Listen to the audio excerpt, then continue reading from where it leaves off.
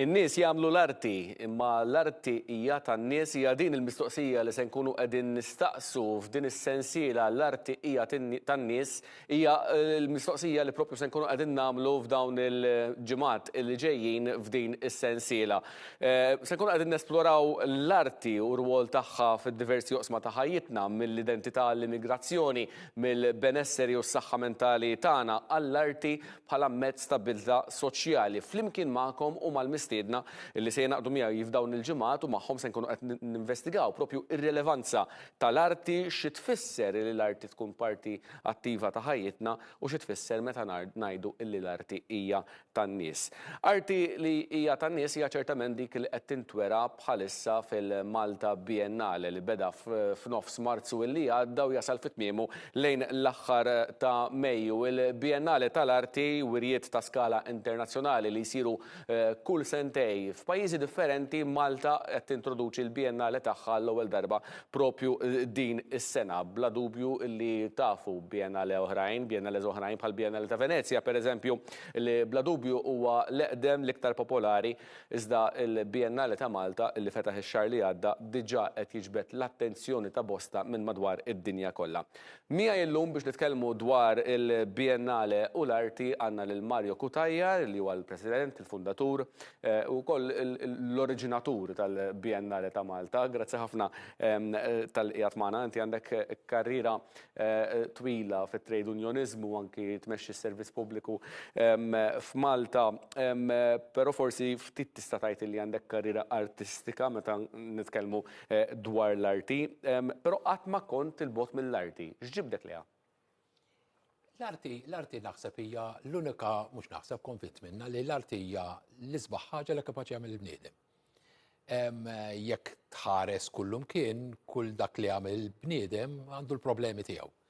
Imma fejn tidħol l-arti b'xi mod jew ieħor donna hija tfittxija żbuħija, tfittxija r-raġuni, tfittxija s-soluzzjonijiet. Mhux li tagħtik is-soluzzjonijiet, l-arti mhux qiegħda biex ittik soluzzjonijiet, l-arti hija hemmhekk biex tistimulak, speċjalment l-arti kontemporanja qed nitkellmu, ma biex tistimulak, biex taħseb aħjar, biex taraf lilek innifsek. Biex tagħmel mistoqsijiet. Biex tagħmel il-mistoqsijiet u s-soluzzjonijiet tasal għalihom int jew inkella tħares lejn il-ġejjieni b'iktar konfidenza. Jiġifieri dik hija l-arti u għalhekk qed nitkellmu fuq l-arti tan-nies u għax l-arti ma tistax tkun maqtuha min-nies. L-arti maqtuha min-nies ma twassal l-ebda messaġġ, ma twassalx il-messaġġi li suppost għandha twassal. L-arti kontemporanja hija l-iktar tan-nies għas-sempliċi raġuni qed titkellem fuq issues, fuq materji li qed inħabtu wiċċna magħhom kuljum, li qed ngħixu magħhom kuljum, forsi xewqat, forsi aspirazzjonijiet, u allura hija tan-nies, issa n-nies tista' tara stramba dit-tip ta' arti. U forsi tara stramba mhijiex mdorrija dat-tip ta' arti. Aħna mdorrijin bil-bniezel, bl-iskarpell, għall-iskultura, għall-pittura, forsi mal-min biex għajnejna joqogħdu għad-disin u għal-forom, imma mhux li nużaw il-plastik, mhux li nużaw il-video, mhux li nużaw dawn l-affarijiet. Dik hija arti wkoll hemm ħafna ġeneri ta' arti. Dik kienet arti li u hija arti. Għax ma spiċċax hemm anzi dik hija l-ħila wkoll. Dik hija arti li tpaxxi l-għajnejn, din hija arti li tiftaħlek orizzonti ġodda. Jew għandha l-ħila tiftaħlek orizzonti ġodda. L-artist dawn l-orizzonti li qed tgħid li għandu jiftaħ meta jagħmel din it-tip ta' arti.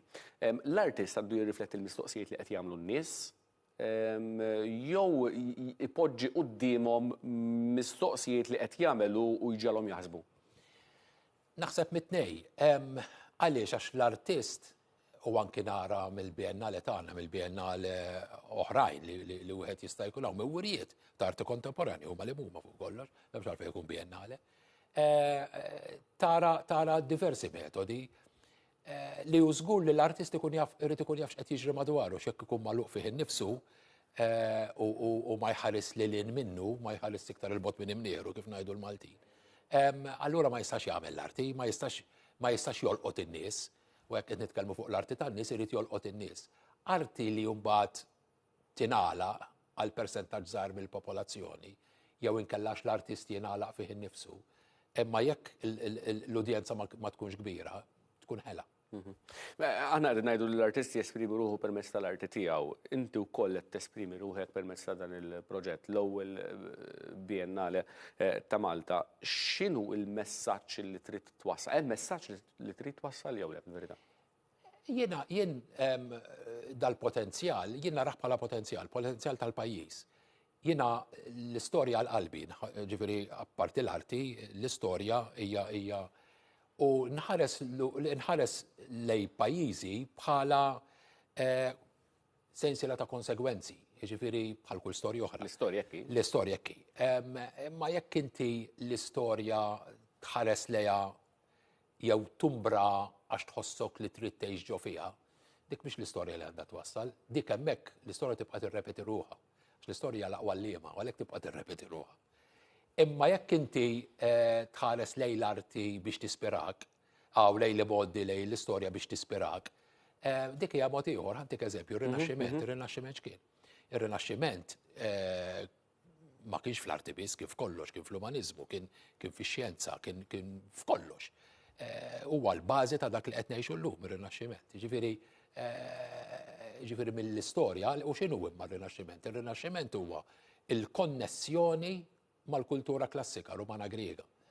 Tantu hekk li bejn dik il-kultura u r-Rinaxximent insejħulu żminijiet tan-nofs, xi kultant jgħidulu żminijiet ta' dlam li ma kinux. Li ma kienu xejn żminijiet ta' dlam. Assolutament anke hemmhekk saru. Assolutament xejn. Imma jgħidulu żminijiet tan-nofs, jiġifieri hemm il-bridge li wassal il-bnedmin li jgħixu fir-Rinaxximent kienu jħarsu lura jgħidu isma'. Eżatt. U hemmhekk naraw anke l-artist li jibda jqis lilu nnifsu bħala intellettwali, bħala ħassieb li jibdew jiffirmaw, ma baqax iktar craftsmen, ma baqax iktar bnedem tas-sena. Artisti bħal jidnaf qed nitkellmu fuq Leonardo ma kienx biss artist kien minn kollox. Li kellek bħal nies bħal Michelangelo ma kienx biss artist ukoll, kien perit u kien affarijiet oħra tista' semmi kemm trid minnhom. Imma kollha iddistakkaw ruhom u bdew perjodu ġdid. Dik kienet rivoluzzjoni, mela il-messaġġ inhu li ġifieri inti tħares lejn l-istorja, dik tispirak għal ġejjieni, mela mhux biex tgħix fiha, imma biex tispirak. Allura x'inhu l-messaġġ finali? In-nota li l-Biennale qed isir f'siti storiċi. Siti storiċi fejn hemm l-istorja. Allura l-arti kontemporanja qed tiltaqa' mal-istorja u dak li ġibet lill-UNESCO. Ma tarhomx jistonaw dawn l-affarijiet. L-arti kontemporanja ma' siti storiċi. Żur issa il-postijiet storiċi li għandha Heritage Malta u tara l-kulur u tara l-ambjent ġdid u tara l-postijiet storiċi ferm aħjar milli wieħed jista' jimmaġinaw. Għaliex? Għax qabel kienu statiċi llum ħajjin.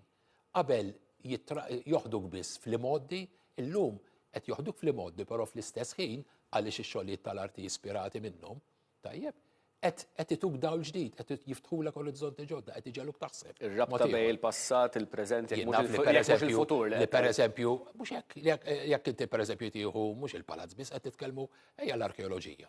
Għandna padiljun għalija l-ġimil tiegħu li qed jitkellem fuq il-genetic engineering. Ma ninsewx li fl-arkeoloġija qed nitkellmu fuq il-fertilità. Allura qed tara l-modi allura u anke fil-palazz tal-President, fil-palazz tal-Gran Mastru, għandna ispirazzjonijiet ta' dil kwalità fejn hemmhekk qed nittrattaw il-mara fil-kulturi tal-Mediterran. U hemmhekk tara li anke l-ispirazzjoni mill-figuri li għaw minn ħafna jaħsbu li huma nisa, mhux neċessarjament, li għandna fl-arkeoloġija u li għandna fl-istorja tagħna, fil-preistorja tagħna. Da mhux proġett li taqbad toħlom bih millum għal-għada twettqu, kemm ilek taħseb fih? Biennale għal Malta u ta' dan il-livell? Ili. U kont diġà kelli attendejt ieħor jew tnej li fallew għas sempliċi raġuni ma ssibx kopar u laqqas ikollok il-ħin. Meħabba li kont għadde kapta ċivil, il-ħin ma kienx itini, issa stajt niddedika iktar ħin għalih. Heritage Malta għandha l-istrutturi lesti, emmint li Heritage Malta u anki fl-attentati li kont qed nipprova nagħmel kont involvejt il-Heritage Malta x'il-kunċett għalija huwa ċar. Did-darba rnexxa, nitkellmu fuq 5-6 snin issa. U x'kienu l-ikbar sfidi? Inti semmejt li diġà kellek żewġ attentati.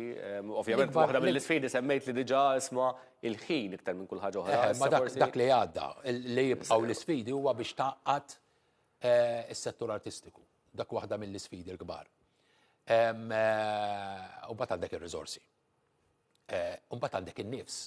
Għaliex għax il-Malta Biennale semmejt Biennale oħra, semmejt ta' Venezia. Venezia jżum jiftaħ dal-waqt issa u ftit jiem oħra u jibqa' sejr sa' Novembru.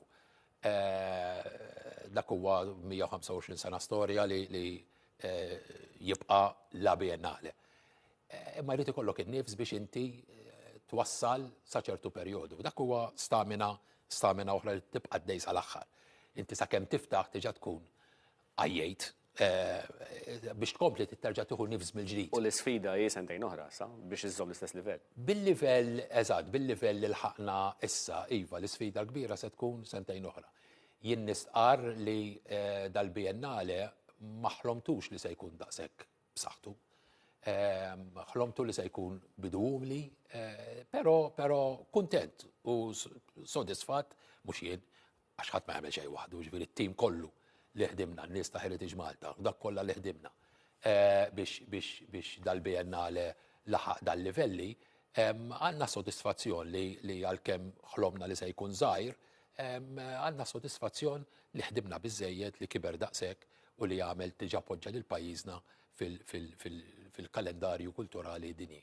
L-arti tan-nies qed ngħidu, ma jana ħana ġibek fuq il-mistoqsijiet li qed jipprova jqajjem xi wħud mill-mistoqsijiet li qed jipprova jqajjem dan il-Biennale huma domandi li huma diffiċli, ma jibżgħux imissu ma' temi komplessi li forsi uħud minnhom ngħixuhom ta' kuljum, uħud għadhom fil-mentalità tagħna ta' kif naħsbu, speċjalment jekk titratta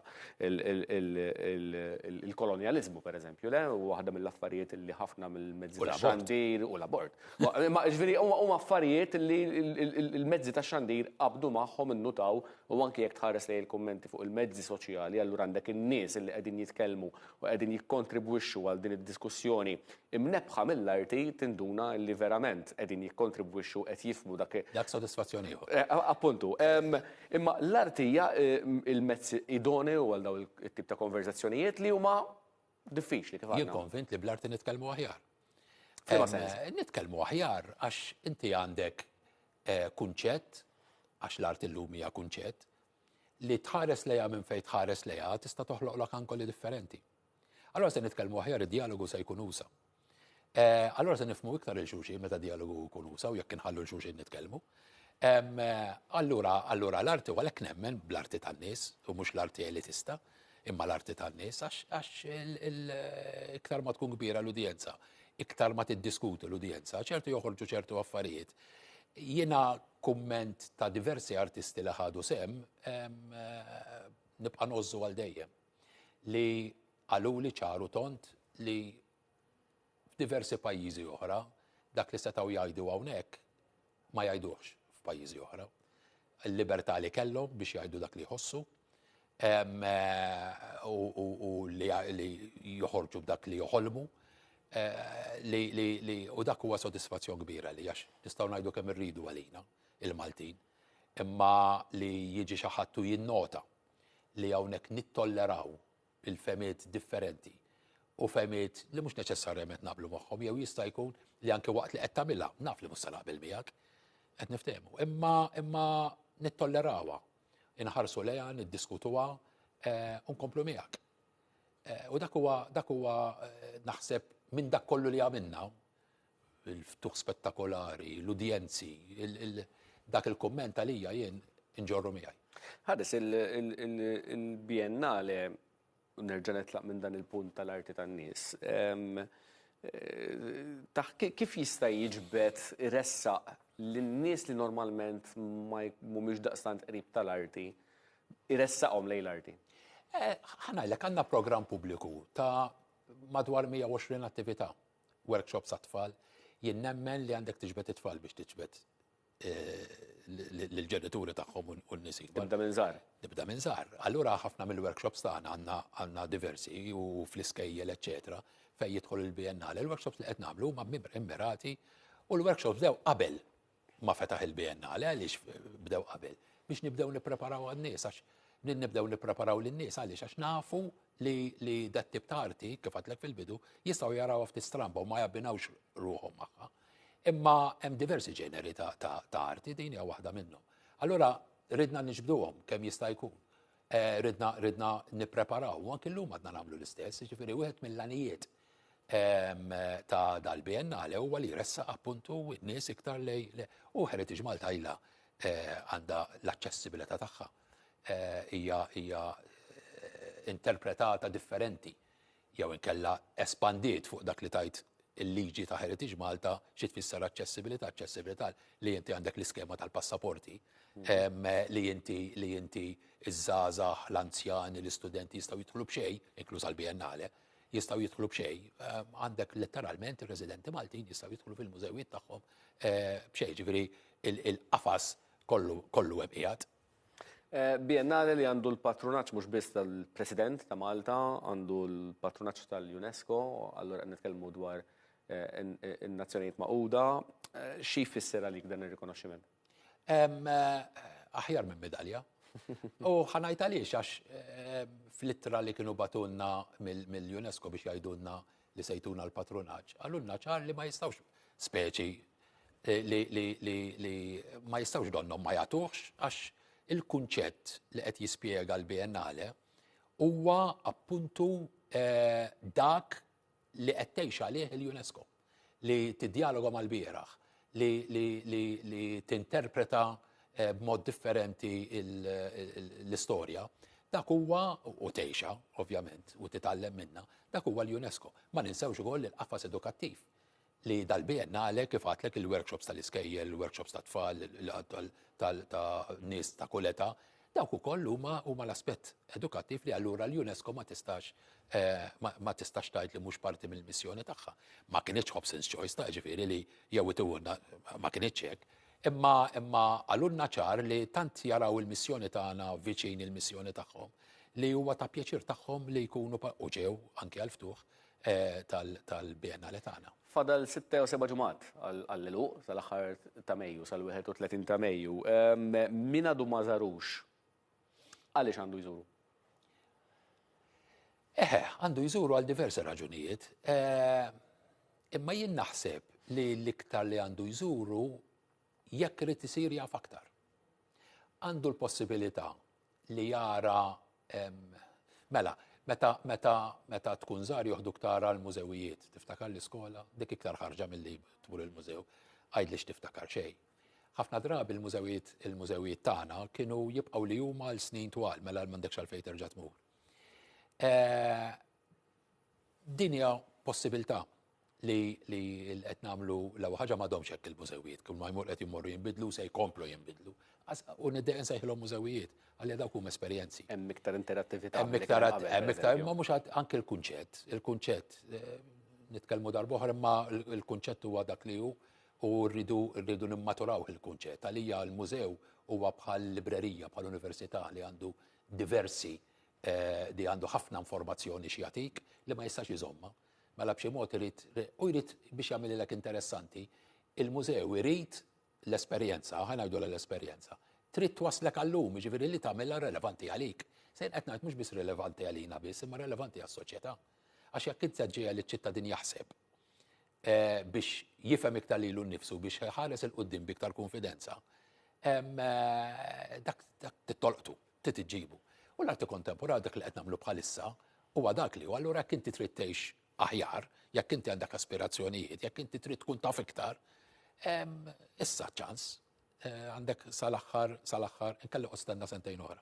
Mariko Tajjer, issa ċans. Grazzi ħafna tal-li kont miegħi għall-arti tan-nies. Il-bibien tal-Malta Biennale Dotart miftuħin sal-aħħar ta' Mejju f'diversi siti mifruxin madwar il-Belt Valletta, il-Kottonera u anki Għawdex.